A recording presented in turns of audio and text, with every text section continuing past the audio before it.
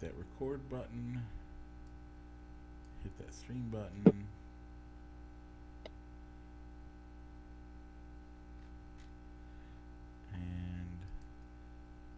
And we're live here on Facebook. I'd like to welcome those listening in podcast land, and also like to welcome my buddy Rich. Rich, how you doing today?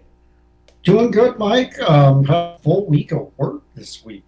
But we still got one more day. Next week will be my last planned 4-day work week. So Nice.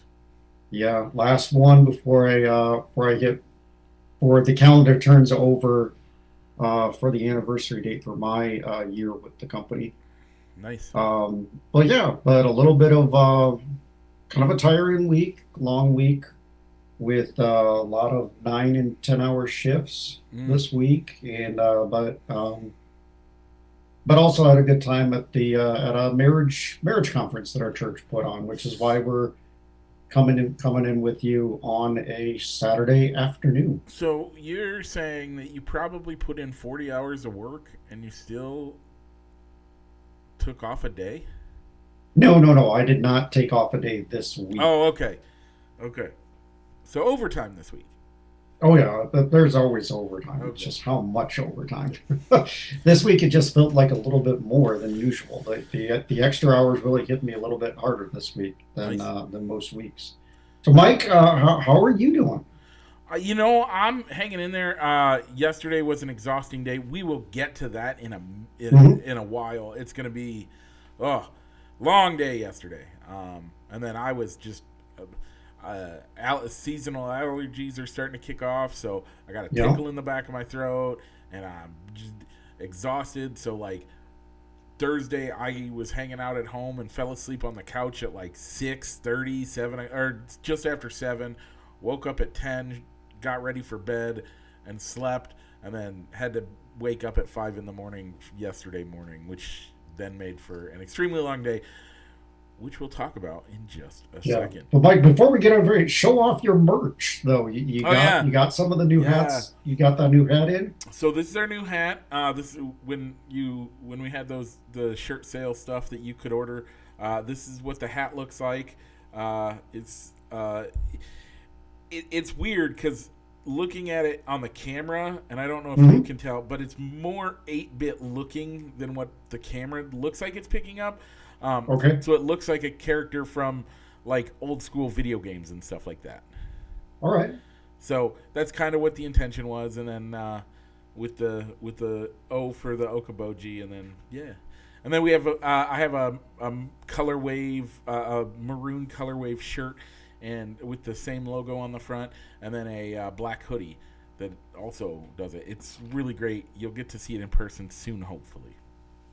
Nice. So I'm glad that went well. Did the kids end up liking them? Did they arrive in Yeah, time for them to wear at state yeah. So to we wore the hats and shirts.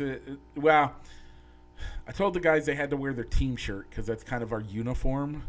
yeah, But outside of the team shirts, uh, they wore their hoodies and their hats at state, so it was great.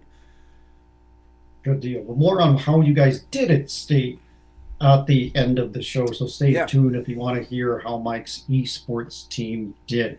But Mike, we got a little bit of we still got some leftovers to deal with and have first as we got yeah. to go over one last thing on the NFL before two more weeks for the NFL before we kind of put that on the back burner is we got to go over our prop bets because you forgot to bring the sheet last week. But we got it now, so we'll be ready to talk that. And then next week we'll do a pre-draft, pre-free agency power rankings. Yep. Um, just giving you our eye test, not going into the ELO or where the power rankings rank them. We'll do a top five, a bottom five, and where we see the Bears before people start spending money and drafting players. And we'll also be going into talking NASCAR as Daytona 500 brought NASCAR back um, to being a weekly segment on the show and having races to watch again. Mike, what else are we going to be talking about? Rich, we don't do much of it. We as much as we probably should, but NBA talk this week, so we're going to talk the NBA and Mostly, we're going to talk the All-Star game and do some check-ins on how our predictions did. Finally, we got baseball and some other football to talk about. All that and more. But Rich, what's it time to do? Mike, why don't you go ahead and roll that intro?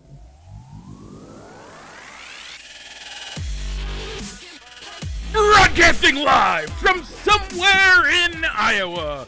This is Balls and Sticks, the podcast, with your hosts, Mike and Rich.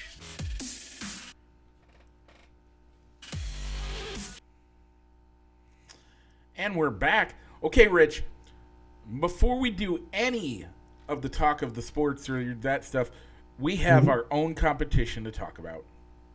We do, Mike, as we have our weekly poll question. We're on the cereal side of the bracket this week. Our cereals going up against each other were Reese's Puffs and Honeycombs. Yeah, this one for Mike, me wasn't that hard to vote for, and a lot of people agreed the way I voted, and there's people that agreed with the way you voted. Yeah, I pretty much figured I would be in the minority this week. I've never had Reese's Puffs. I mean, a Reese's peanut butter cup really isn't my favorite go-to candy. Okay. I'll eat it if it's available, but if I have other choices, like if I'm going into Casey's to pick up some road trip snacks, Reese's probably isn't going to be what I'm going to grab. So that's how I kind of feel about Reese's cereal. I remember having honeycombs occasionally as a kid, and I like the taste of the honeycombs. See, remember that. Reese's are my favorite candy. Yeah. And then on top of it, you put together the fact that it's cereal and you get milk and it's so good. I love it. Reese's is where I voted. Rich, 72% of people agreed with me. That's we had 11 votes, 8 votes for Reese's Puff cereal, 3 for Honeycombs. Let me give you the 3 for Honeycombs first. Excuse me. You have Sue Hart, Mark Hendricks, and Rich W. Hendricks. You, sir. Mm-hmm. Yep. Not surprised. Nope, not at all. Not at all. Actually, I am very surprised. My mom, I didn't realize she liked honeycombs more than I thought she loved Reese's Puff cereals, but Reese's Puff cereals, me, Kayla Nielsen, Pam Hendricks, Debbie Scranton Washburn, Josh Hendricks, AJ Hendricks, Renee Cruz, and Ashley Lindquist. All right. Thanks for everybody that voted in our poll this week. If you want to see what our poll is next week, or want to vote on it, make sure to go over to our Facebook page or the fans of Balls and Sticks. Next week's poll, which I'll get up once we get off of air, will be hash browns versus a muffin, as we're back on the entree side of our breakfast food showdown bracket. Muffins, or muffin, a muffin of your choice. We're not going to get it down to naming individual muffin types, and of course hash browns. Hash browns are more. Do we need to go hash browns or breakfast potatoes, or do we just need to go with hash browns? I mean, to me, hash browns are either I don't know. Like, there's so many forms that hash browns come in, because like the hash rounds from which are basically potato olays, which are delicious. They are. Your hash brown stick thingy that you get at McDonald's. Yep. You got a little patty, the potato like patty. Yep. You got the country country hash browns, which look more like country potatoes, like you said, that are diced up and done that way. Those are country hash browns. Then you have regular hash browns, which are just the shredded things that you put on the griddle and you get nice and toasty and you serve it, and it's yummy because you put some butter on there. I don't know. I mean, those are all options. Do you count all of those? But with muffins, you have blueberry muffins, apple muffins, pistachio muffins. So we'll just keep it we'll keep it open ended and go with hash browns muffins. Yeah, I think that works. Okay. With that, Rich, let's head to the gridiron as we have to talk prop bets because I forgot my paper last week. Rich, how do you want to do this? I can. Do you want me to remind you where we both voted, where each of us voted, and then who won, or do you want me to just go through and who won? Let's go with where we went. So give me Okay. a moment here. I know I can't find it now. I'm sorry. I thought I thought it was in our ongoing uh, chat as far as the where I could at least read off the category of what it was where we voted. But so unfortunately, Mike, it's all on you. Okay. So go ahead, Mike. So what was the first thing what was our first? Just go right down the list where we went, who got it. So the number one was the over under in seconds of the length of the national anthem. Our prop and we're using Sports Interactive Party Props list. So we're Okay. using their list. If you have a different list out there, I can't tell you whether you're right or wrong. I can just tell you what I have. Mhm. And ours was 87.5 seconds.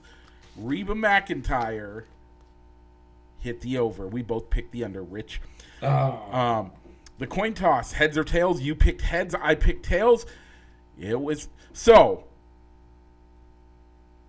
This to start the game is the one this is talking about. That's the one that this talks about. It does not give. It does not give the count for the coin toss Overtime for overtime. for the overtime. But the coin toss results were heads. You picked heads. I picked tails. You were right. Okay. The game winner, as we discussed last week, the Chiefs won over the Niners. Game total, over under 47.5. I picked the over. You picked the under. The under hit. Rich, Yep. first offensive play. You picked run. I picked pass. And it was a run. Will there be a score in the first 7 minutes? We both picked yes. There was not. Okay. The first team to score, I picked the Chiefs. You picked the Niners. The Niners hit. You got that one. The jersey number of the first touchdown scored will be odd or even. We both picked odd. We were correct. First Okay, yep, accepted penalty against. We both picked the Chiefs. It was the Niners. Neither one of us got that. Okay. A score in the final 2 minutes. We both said yes and were correct. Will there be 3 consecutive scores by not including a point after by one team? I said yes. You said no. Yes hit. Right. Brock Purdy passing yards over under 248.5. We both said under. He hit the over. Patrick Mahomes passing 260.5. I said over. You said under. The over hit. Total receiving yards. George Kittle 48.5. We both said over. Under hit. Travis Kelce 70.5. We both said over, and it was. Length of the longest field goal over under 46.5. I said over, you said under, it was over. By the way, we didn't even talk about that last week. Yeah, No, exactly. That's where I was going to go. I mean, I was amazed to find out that a 54-yard field goal was the longest in Super Bowl history, and that was broken, but that didn't even last the entire game because Yeah. Butker came out and kicked a 57-yard field goal. Right. How amazing. That was totally cool. The team with the longest successful field goal, we both said the Chiefs, and at one point in time, I thought we were both going to lose, and then Butker hit that 57, and we both won. Longest touchdown, we both said over 44.5. We were both incorrect. The team to get the longest touchdown, you said the Niners, I said the Chiefs, You were correct. Total number of sacks, we both said over 4.5. It actually was under, surprisingly. Bozo was kept in check. Total number of turnovers, 2.5. We said under. It was the over. Number of challenges for coaches, instigated by a coach, 1.5. We said over. No coach challenged a single play. I don't really think there were any calls to challenge in that game. 100% agree. 100% agree. Will there be a missed extra point or 2-point conversion? I said yes. You said no. The yes hit. Color of the Gatorade, the only one people really care about. Mm-hmm. You said white, clear, or orange. I said any other color. It was purple. I hit. And finally, the Super Bowl MVP. You said any other position. I said quarterback, Patrick Mahomes. Yeah. That totals to 5 to 7 of just the solo ones. 2, 3, 4. And then, so 9 to 11 is if you include the ones we both got right. Gotcha. All right. By the way, one thing I gotta say, I forgot to mention it. Post Malone singing "America the Beautiful" might be my new favorite rendition of that.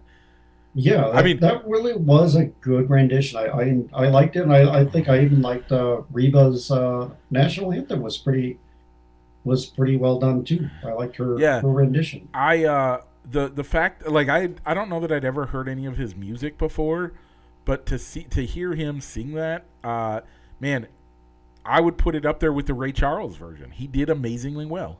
I was impressed. Yeah, it was good, but I agree with you. For me, being Ray Charles is "God Bless America" is like the gold standard. It is for me. But I think Post Malone at least hit the post, or was really close to it. What did you think of the halftime show? I loved it, but I grew up in an area where Usher and all of the people that he brought on stage were gods to us. Let's be honest with ourselves, and so I loved it. To me, it was super enjoyable. Okay, I think that I didn't recognize any of the songs until like they did. Yeah, the one that has Little John, Little John going okay, Usher, and yeah, that's the only song that I knew out of that. Ludacris. I recognized all of it. Yeah, I'm just not. I'm not a hip hop or R&B. Oh, I was back fan. So, but at the same time, I'm sure that you would have the same opinion like they did. A country act. You're not. No matter what kind of act they choose, you're not going to make everybody happy. If Taylor Swift, you're just not. If Taylor Swift would have been the halftime act, I probably would have turned it off. Personally, I don't like Tay Tay.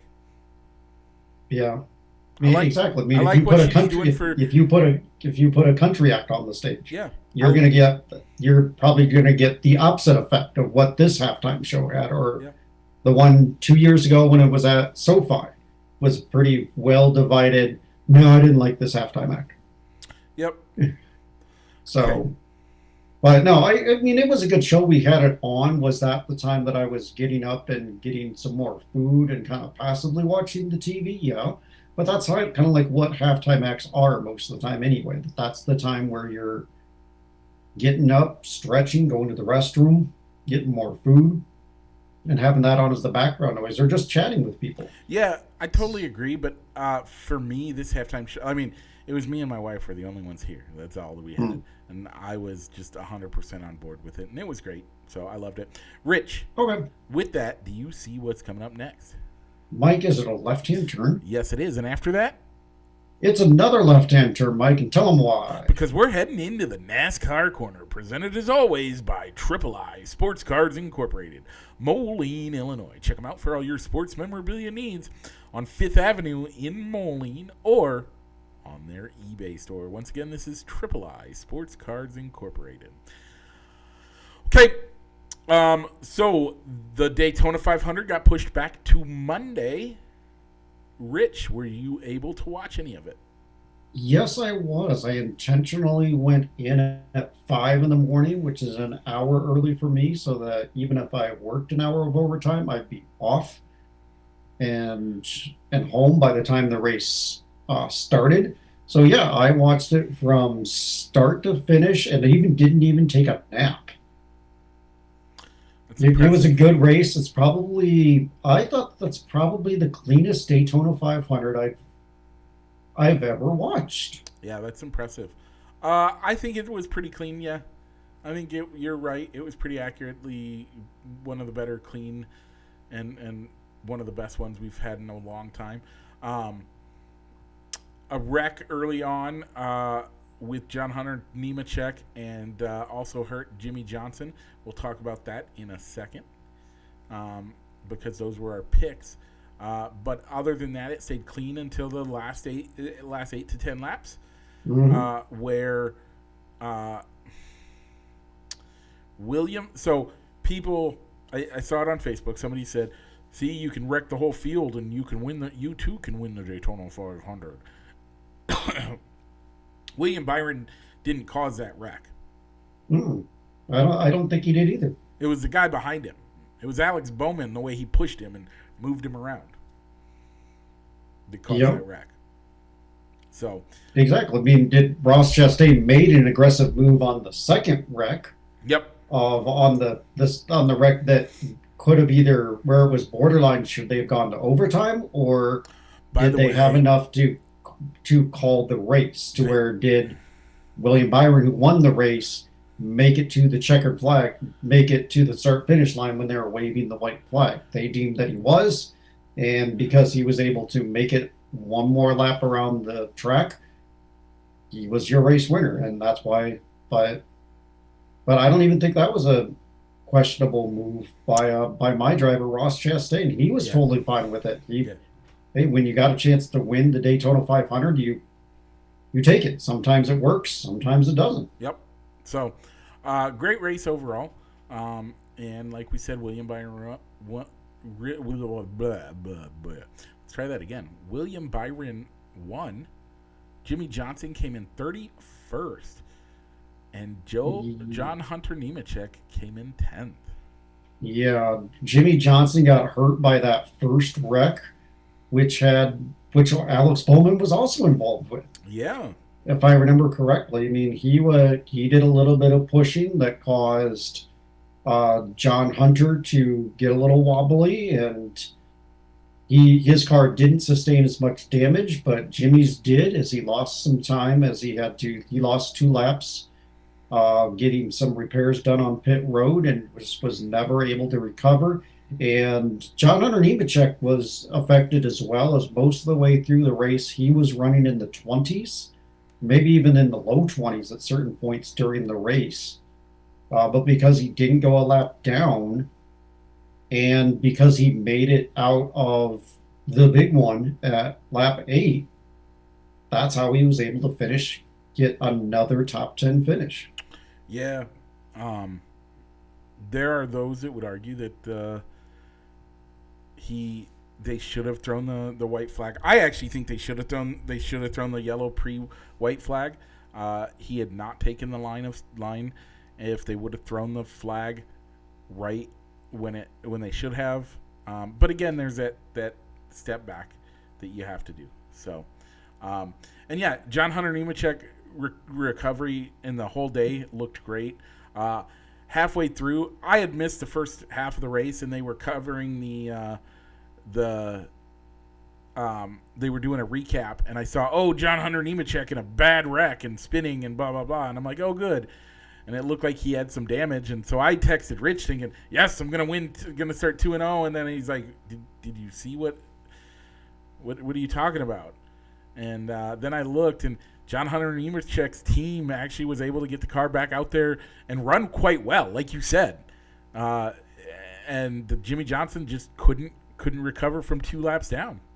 You see, I thought that message was more in line with you thought that, because I remember when we were doing our pre-show yesterday, you were saying, "Well, I'll go Joey Logano," but then you walked that back, saying, "Well, no pole winner has ever won the Daytona 500 from the pole."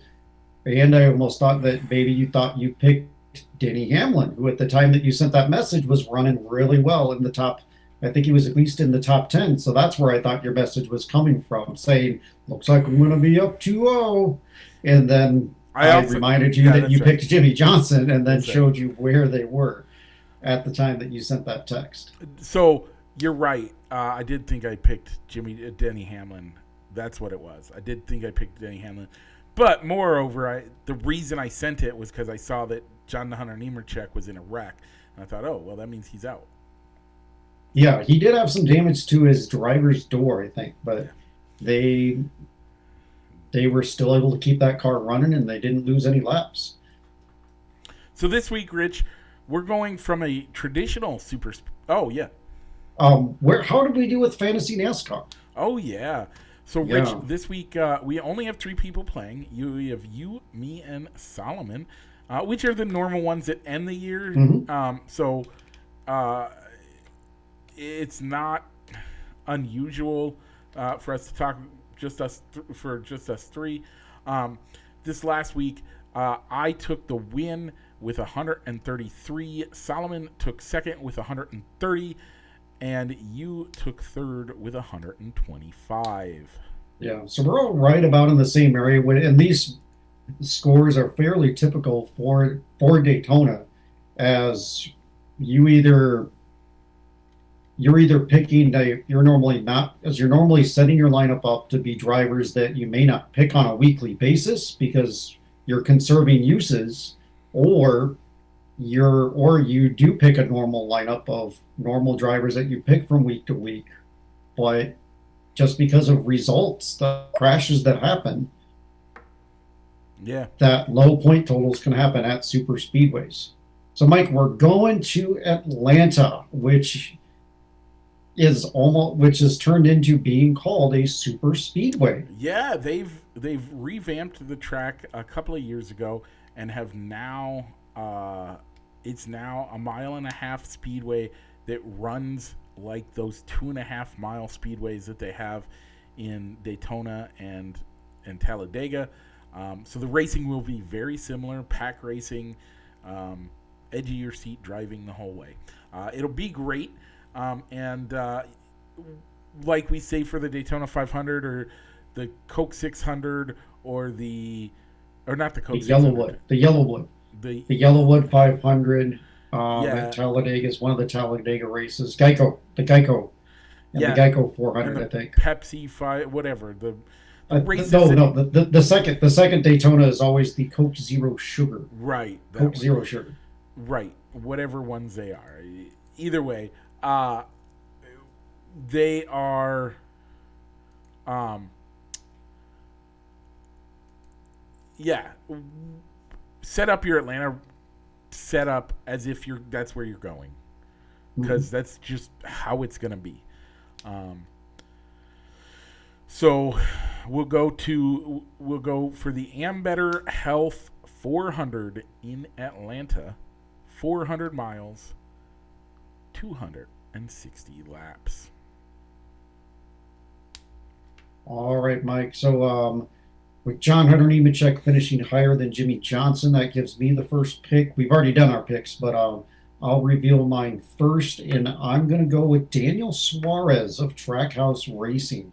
He was doing really well at the Daytona 500, and he's got a really good track history at the revamped Atlanta, as he's finished in the top five, except for once where he got a 3 out of the 4 revamped Atlanta runnings. He's finished in the top five. Yeah, So I'm going to go Daniel Suarez, and also I think that he needs this race because you don't want to necessarily finish in a points hole, put yourself in a points hole really early on, as he was involved in the big one, which cost him like a top 10 running spot in Daytona before he got caught up in the race. So I'm going to go Daniel Suarez. yeah, I like that pick. He needs to do something here, and he does really well at these super speedways. I'm gonna pick Austin Dillon Another driver that does really well at super speedways. Might might not start him because he does well other places too, and so you might not want to use him for your starting lineup, but definitely somebody that will be in contention at the end of the race. All right. I like to pick two. I would start him. I don't. I view Austin Dillon differently than you do, but I don't think he's a guy that I would necessarily worry about conserving uses on. Here, Guys like, for me, it's like the Larsons, Chase Elliott's, the Kyle Busch type, and even Chastain to a certain extent, from my perspective, as a guy that I would save uses on. Austin Dillon's not one of those guys okay. for me. With that, Rich, take us out. All right, that was the NASCAR corner. The Ambetter 400 will be on Fox on Sunday afternoon to catch that race. And if you also want to join our fantasy NASCAR team, make sure to go over to our Facebook page and follow the link for the NASCAR Fantasy Live link to join our league. It's not too late as you've only missed one race. But that was the NASCAR corner. In the Go ahead, description. Mike. It's also in the description. Yeah, also in the show description. Thank you, Mike. So, NASCAR Corner, presented by Triple I Sports Cards Incorporated, Moline, Illinois, on Fifth Avenue, or you can also find them on eBay. Triple I Sports Cards Incorporated. So, Mike, from the asphalt, we're going to go over to the hardwoods. Let's do it. Of the NBA, as we had the All-Star game last Sunday, a 211 to 186 Eastern Conference victory. And the only thing that I could take out of that is that you, even at the end of the game, you had the commissioner saying, congratulations, guys. You set the all-time scoring. You set the all-time points record for an all-star game. You broke 200. Good job, guys. But coming out of the all-star break, you had the narrative was they need to try harder. They need to take more pride in this game. Why? I don't see why either. Tell me why. Oh, they scored. You know what? Here's the deal. It's supposed to be a break. Like, you call it the All-Star break. That means they take a break. They get the breather. They do these games around it. Those are fun. But come on. Is it necessary? Like, I would have more fun having just do the skills competitions. Why do we have to have the actual All-Star game? And if we're going to have the All-Star game, why not have a 3-on-3 tournament?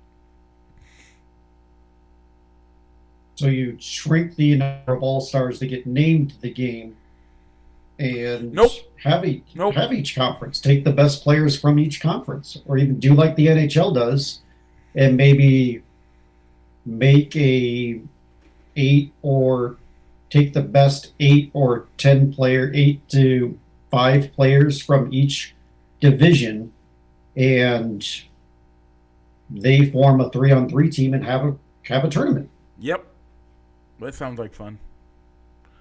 Play a game of 21. I like that idea. Actually, I kind of like that idea. Why not? But speaking of NBA, All-Star break is a great time to look and see how our predictions have done so far. Rich, I'm going to give you the top 10. You then let us know where our predictions came, okay? Okay, which teams we got right out? Which of the 8 teams we said would make it? All right, so Mike, go ahead, and we'll start with the Eastern Conference. Go ahead. The Eastern Conference, number 1, the Boston Celtics. Number 2, the Cleveland Cavaliers. Number 3, the Bucks. Number 4, the Knicks. 5, the 76ers. Rich, how are we doing so far? Right now, Mike, both of us are 5-4-5. Okay, let's go number 6. We have the Pacers. The Heat at 7. The Magic at 8. The Bulls and the Hawks would play in a play-in game. Or no, they're 9 and 10. So however that works. They're 9 and 10. So the top 10 teams make the playoffs with 8, 9. Yeah, 8, 9. 7, 8, 9. Yeah, 7, 8, 9, and 10 in a play-in tournament. Right. with two of those teams moving into the actual playoffs. So, Mike, you went 8 for 8, Okay. 8 for 8. I missed I missed the Hawks. Yeah, okay. One of my 8 teams that was not named was the Brooklyn Nets. So they Where are are the Brooklyn Nets? the Brooklyn Nets are a couple of games out, but they're in Okay. 11th place. All right. So I know we don't follow basketball that much, but are there any surprises that maybe are you surprised with the way the top 10 is? Is there maybe you have the standings up, I don't.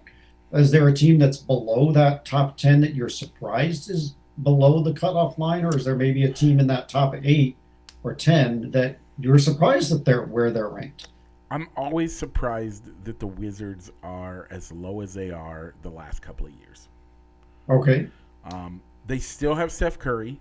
They still have Steve Kerr. What's up? That's the Or Warriors, the not I'm the. sorry, You said the Wizards. the Wizards. Why did I say the Wizards? I don't have I don't know. That's a discussion. The Warriors, where the Warriors are, is a good discussion. Put the pin back in the grenade, Yeah, Mike, the Wizards, and the Warriors. Yeah. save that for the West talk. Yep. But we're looking at the Sorry. East, Mike. The East. No, honestly, for me, nothing. Yeah, I don't have anything there in that one that really surprises me. Okay. I think for me, Mike, I'd have to look at the Milwaukee Bucks. They're number 3, but they're also a team that fired their head coach, even though they were like 38-13. Yeah.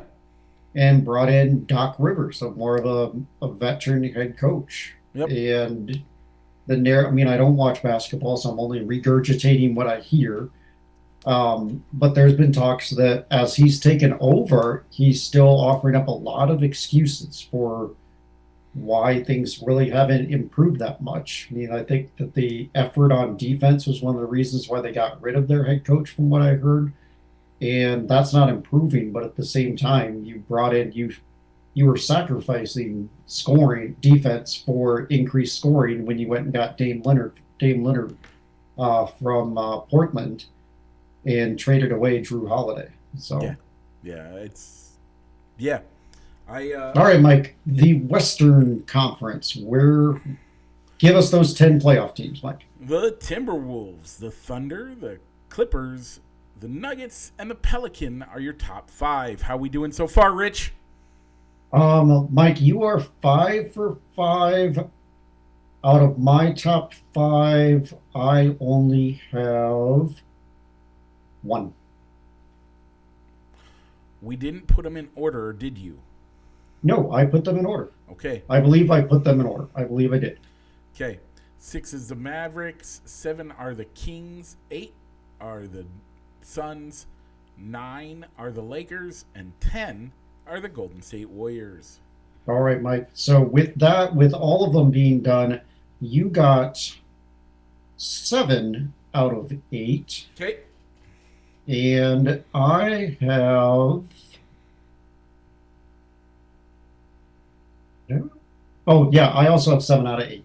Okay. So the team that we both put into our top 8 that is not in the top 10 is the Memphis Grizzlies. Where are the Memphis Grizzlies, Mike? They're at 13th right now with a 351 winning percentage.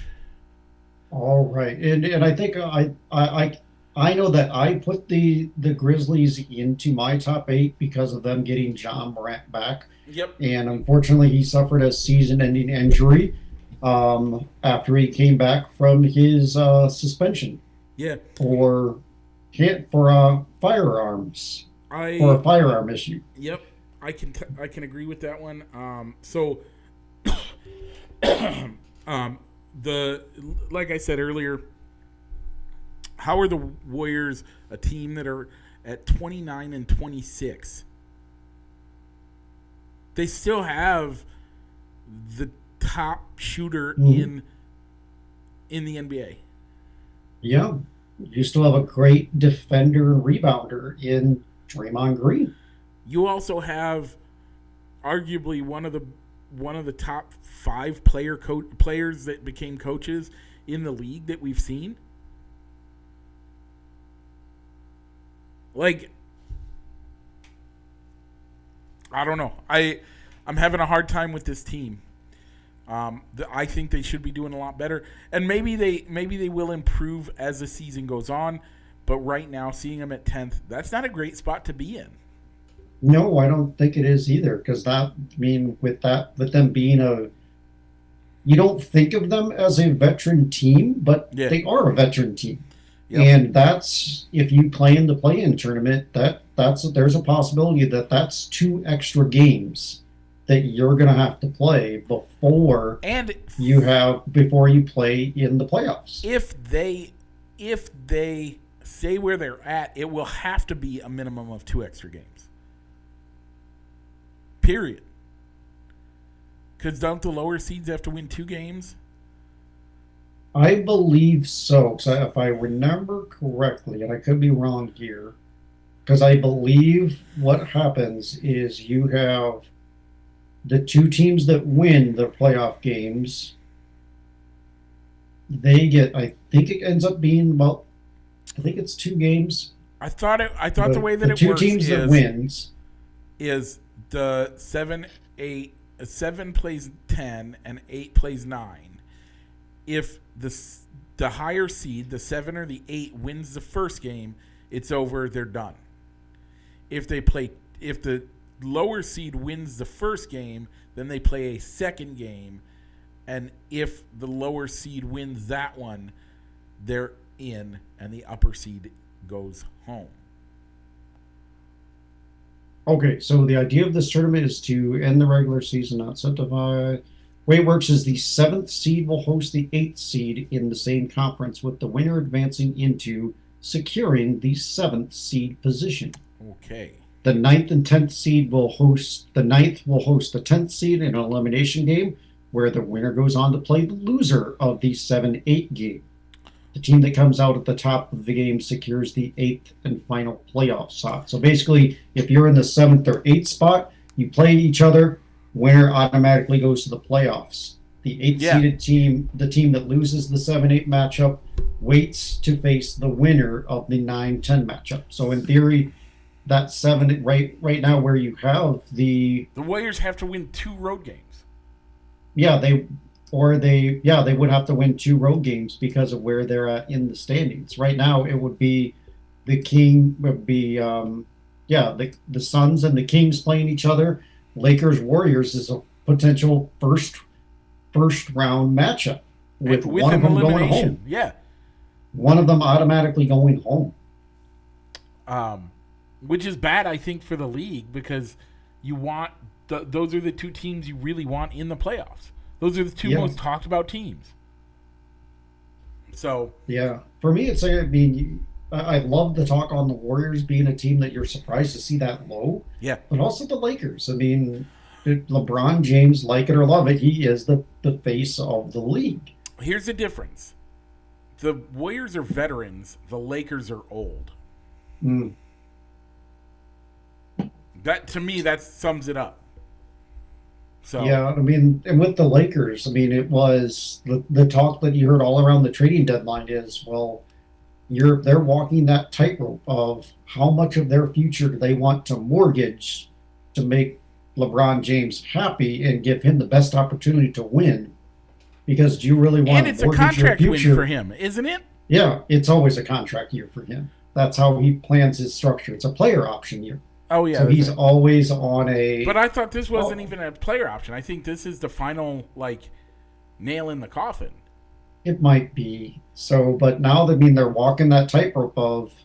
And the one thing that I always heard around with the national talk radio is that if you're an NBA team, do you really want to deal with the Lakers to get nothing in return to give up your star player to help LeBron? You're not helping the Lakers. You want to help LeBron. Yeah. And in turn, you're helping the Lakers, but you're not necessarily getting the best deal back because the Lakers don't have anything to deal. Nope. So, Okay, that's I think that's pretty good for basketball talk. Let's start making some left turns around the diamond. That's right. So last week when we were talking the MLB, we talked about how we really can't preview our favorite team, the Chicago Cubs, because there is a prominent former Chicago Cub that's a free agent, and Yeah. that being Cody Bellinger. And along with Cody Bellinger, you have a Gold Glove, maybe even a Gold Glove, Platinum Glove winner, third baseman Matt Chapman, Yep. and you have the reigning Cy Young Award winner Blake Snell unsigned. Rich, wait, aren't they all represented by the same guy? They are. They're all represented by Scott Boras. Wait, so being represented by Scott Boras, who doesn't let you take team friendly deals, doesn't allow you to negotiate when until you're out of a contract, doesn't speak with general managers, but instead insists on speaking with owners. You mean that's not working right now? Well, I guess from what I've heard and read, it's not that he refuses to talk with general managers, but he is known to use the owner as a negotiating tactic of going around the front office to talk to the owners directly to maybe reinvigorate By negotiations. the way, Scott Boris or Scott, not Scott Boris, Ricketts. Yeah. Ricketts basically told him to go touch grass. Yeah, he has said that I've had no talk with Scott Boras, and And I I'm won't. glad that, He said he and won't. I won't. You can talk to my general manager. I hired a guy to do a job. That's the guy you're supposed to talk to. If you don't want to talk to him, okay, you're kind of up poop creek. Yeah, I think this might be the year that this Scott Boras backfire. that's what I'm starting to really come around to as well. Or you could see another. I think you're going to see a situation where the player is getting the contract, but he's going to be on a bad team. That's why Chris Bryant is in Denver. Yep. Yeah. He's getting paid. He's getting paid a lot of money, Yep. but he's on a bad team that's not going to get better anytime soon. And Or by the time it does, he's going to be long out of his prime. well, and the other side of that is, if you end up on a bad team, it doesn't matter how good you are. It drags down the perception of you as a player. Mm-hmm.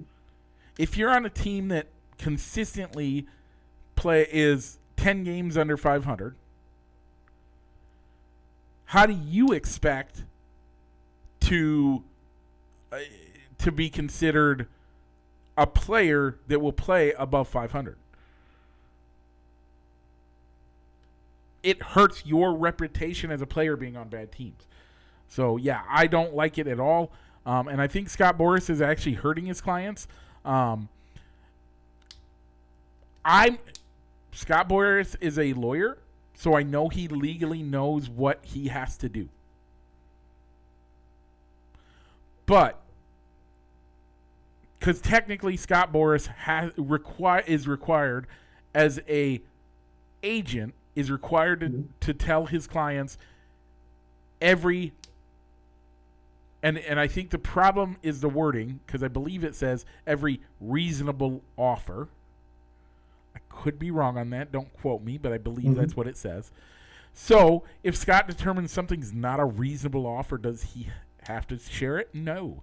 And that is where I think it gets hurt. There's so much with Scott Boras that's good and bad.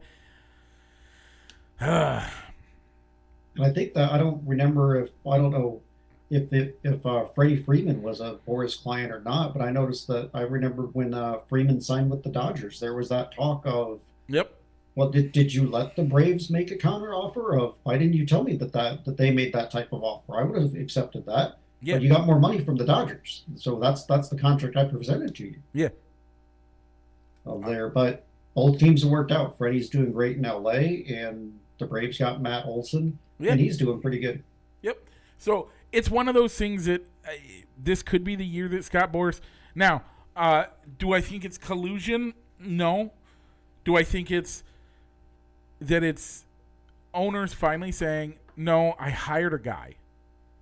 I'm not a lawyer. I'm not a baseball guy. I own a team. Rich, I have a question for you, okay? Mm-hmm. Let's say, let's do it this way. You work in the fulfillment department for John Deere, right? Yeah. A client needs a part. That's your job to deal with, right? Yeah. Okay. They talk to you a little bit. They're not 100% happy with the way they do it. So then they call the CEO of John Deere and say, hey, I'd like to get this part. What's that owner going to say? He's going to say, call Rich. I could probably break it down a little bit better. Say, you got Farmer John. Farmer Joe wants a part for his tractor. Yep. He's not going to come to me to get that part. No, you got to go to your John Deere store to order it through him. Yep. And then the John Deere owner, then the John Deere store owner puts the part in for him and sells it to the customer. Yep. That's a great point. Why would but wouldn't it be easier if he just called you? Could be, but I don't have a way to sell it to him. But that's what this Scott Boras is doing. He's going to the owner, hey, you're the one that controls the money. You're the one that gives them. You're the one that tells the GM to get them to get the GM to maybe come down off of his hard line. I'm not going to offer more than 5 years over $200 million. Yeah, I'm not good with it. I've said I've had problems with Scott Boras for years. Yeah, and that's where it seems like a lot of things are held up. I mean, the Yankees have made an offer to Blake Snell. Have they revisited? Have they revisited there to negotiate? And that's where I think is where it's going, is that there may be offers being presented, but there's no going back and forth, because Boras is expecting and wanting a hard line with this amount of money that I promised him. I'm not going to come off of that or negotiate down. Yeah, and so I think what you're going to see is that you're going to see these guys eventually settling for what essentially is a 1-year deal, but it's a 2-year deal on paper. Yeah. And then the agent and the player coming out saying, I'm looking forward to playing for this team. This is the type of deal that I was looking for, and we'll take it. We hope to negotiate more, have a longer term deal next offseason. So. And the bigger problem with it is, and this is the thing for me, don't these end up their last minute signings that now you haven't been in training camp? Oh no! Well, no. You're training either on your own, or you're training at a Scott Boras funded facility. But I'm not even saying that. But you're not, Rich. But you're not with the team, right? You're not with, and that's the key. You've been to trainings, right? You guys at work have mandatory fun. Yep. Right. Mm-hmm.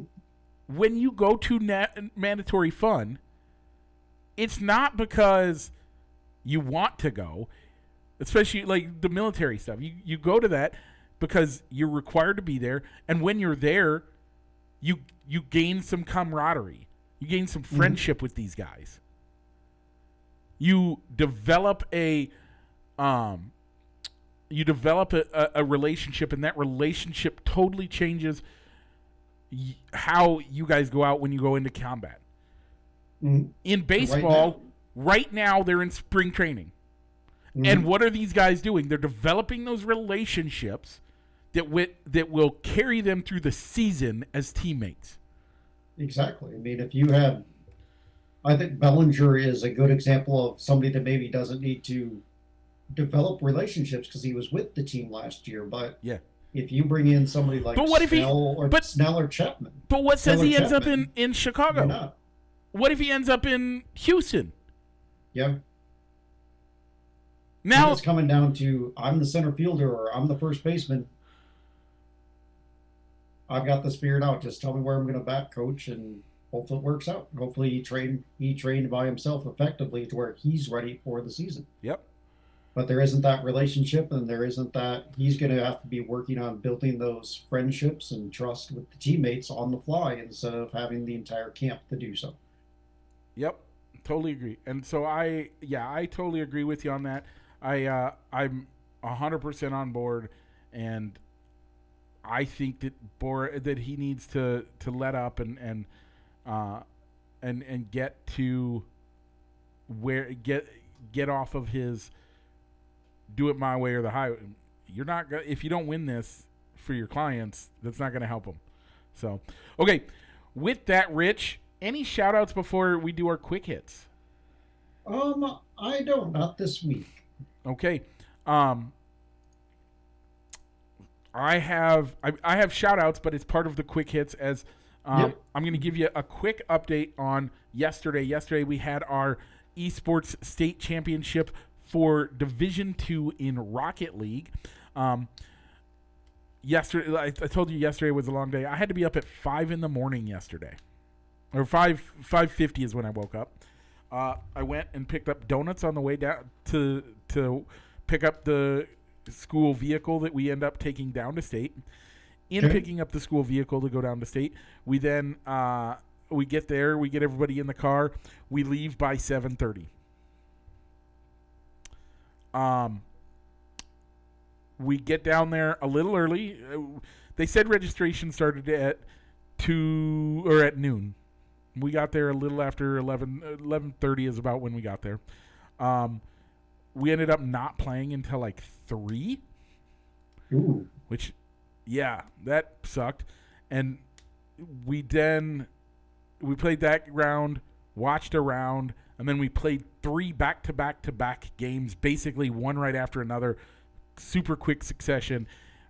A little rough, but it was fine. We ended up taking 4th place. I think we could have won both of the games we lost, but there was a couple of them were some close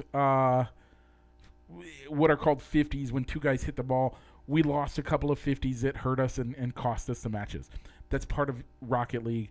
I think it was extremely close. We had a great time. We got a banner. We don't get a trophy, but that's all right. That's kind of how it goes. And then we didn't get back to the school until 12:30 last night. I didn't get home till 1. I didn't get to bed until like 1:30, 2 o'clock. So Michael, where did you guys finish? 4th. Fourth. Fourth And overall. how many teams were at state to put that into perspective? So there were 8 teams at state, but there Okay. are I want to say 20 teams in the state total competition. All right. It might be 16, but overall we're happy with it. 8 teams played a sub-state tournament that then put them into state. We got to buy directly into the state tournament, and we ended up 4th, which is great. The guys did great. So where was the post game meal? Post game meal at? Yeah. We went to a place called Smokin' G's in Marshalltown. Delicious barbecue. And then we drove home. Deal. And then you drove home. Okay. Was there a pregame meal? No. No pregame meal. Nobody had was. to bring their own? Well, they were all hungry. None of them were. We stopped at McDonald's on the way down as we were driving, and none of them were hungry after that when we got down there. So, Okay. and then it sounded like you were there for registration at noon, but you didn't get to play till 3. Yeah, it was. So That I was wasn't rough. sure if you went out and if you had a team meal before your first match. None of the guys were wanting it, so we were like, okay, we're fine. All right. So Mike, you do coach a third esport. Yep. Which is Mario Kart. So when does that season start? Monday. Wow, not that big of a turnaround. When's your first match? 2 weeks out. 2 weeks out. All right. Yeah. So I'd say enjoy the break, but you really only have 2 days for that, or a day and a half now. Yeah. But cool. Looking forward to hearing about the Mario Kart team, as we'll try and include that as a weekly quick We're hit. also starting League of Legends, which that'll be interesting. Okay, at the same time. Yep. Oof. So we'll see how that goes. All right, so stay tuned. And so if you're a League of Legends player or a Mario Kart player, yeah, stay tuned and we'll make that a weekly part of our show. So, Mike, do you have any other shout outs before we end today? No, I just want to tell my guys they did great. We're proud of them and can't wait for next season. So I have none. So with that, and you have none? I have none. With that, let's get into, if people are watching us on Facebook, and they want to take us with them on the road, how should they do that, Rich? Well, Mike, you can look us up wherever you download your favorite podcasts. Yep. Apple, Spotify, iHeartRadio, I believe, as well as, is it YouTube or Google Podcasts? YouTube podcasts. Mike, if they're listening to us out in podcast land and want to see the video feed and the video feed of us, what two places can they find that? You can check that out at facebook.com/ballsandsticks or at YouTube and look for Balls and Sticks, the podcast, which is Rich and I playing baseball. With that, Rich, let's roll the outro.